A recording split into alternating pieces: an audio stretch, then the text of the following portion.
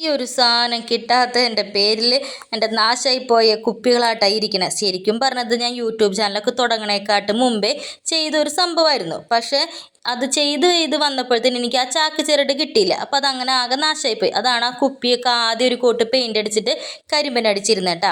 അപ്പം ഞാൻ എന്തായാലും അത് കിട്ടിയപ്പോൾ കയ്യോടെ നിനക്ക് പെയിൻ്റ് അടിച്ച് കുട്ടപ്പനാക്കി എടുത്ത്. ശരിക്കും പറഞ്ഞാൽ ഓരോന്നിനും ഓരോ സമയമുണ്ട് ദാസാന്ന് പറയും പോലെ ഇതിൻ്റെ സമയം ഇപ്പോഴാട്ട ആയത്. അപ്പോൾ അതേ ഞാൻ പറഞ്ഞില്ലേ മുന്നേ ചെയ്ത കാരണം കൊണ്ട് എല്ലാ കാര്യങ്ങളും ഇതിൽ ഉണ്ടായിരുന്നു. അപ്പോൾ ഇതൊക്കെ ഞാൻ പേപ്പറിൽ A4 ഷീറ്റിൽ കട്ട് ചെയ്ത് വെച്ച് സെറ്റാക്കിക്കണതാട്ടോ. ഇങ്ങനെ മാർക്കറും കൊണ്ട് ആ ഒരു പാറ്റേൺ ചെയ്ത് വരച്ച് വെട്ടിയെടുത്തേക്കണതാണ്.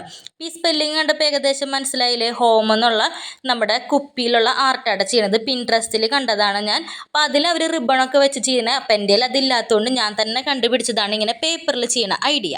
അപ്പോൾ ദേ ഈ കാണുന്ന രീതിയിൽ വെട്ടിക്കഴിഞ്ഞ് കഴിഞ്ഞാൽ ഞാൻ ആ ചെയ്ത് വെച്ച ബോ സെറ്റായി കിട്ടും. അപ്പോൾ ആദ്യം ആ പാറ്റേണൊക്കെ വരച്ചിട്ട് വെട്ടാണെങ്കിൽ ഇത്തിരി കൂടി ഫിനിഷിങ്ങിൽ കിട്ടും. അത് കഴിഞ്ഞിട്ട് ദേ ആ ജൂട്ട് ത്രെഡൊക്കെ ചുറ്റിയെടുത്ത് ഞാൻ സാധാ ഫെവിക്കോൾ വെച്ചിട്ട് തന്നെയാട്ടോ ഒട്ടിച്ചെടുത്തത്.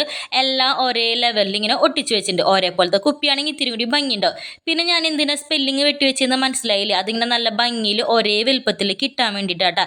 നേരിട്ട് ബോട്ടിൽ ഇങ്ങനെ എഴുതാൻ പറ്റുന്നുണ്ടെങ്കിൽ കുഴപ്പമില്ല. പക്ഷേ എനിക്ക് എന്തായാലും പറ്റില്ല. അതുകൊണ്ടാണ് ഞാൻ അങ്ങനെ വെട്ടിയെടുത്ത് അത് ട്രേസ് ചെയ്തേട്ടാ. പിന്നെ അതെല്ലാം ഒട്ടിച്ച് കഴിഞ്ഞപ്പോൾ എങ്ങനെയുണ്ട്? അടിപൊളിയായില്ലേ?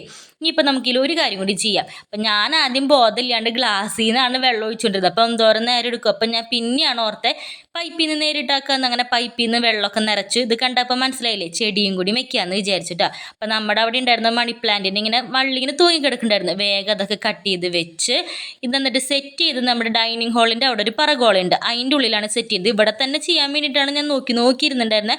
അപ്പം എന്തായാലും അതിൻ്റെ സമയം ഇപ്പോഴാണ് ചെയ്ത് കഴിഞ്ഞപ്പോൾ എനിക്ക് നല്ല ഇഷ്ടമായിട്ട്. ഇനി 2 കോളം കൂടി ഉണ്ട്. അതും കൂടി സെറ്റാക്കാം. അപ്പോൾ ഇതെങ്ങനെയുണ്ടെന്ന് പറഞ്ഞോളൂ കേട്ടോ.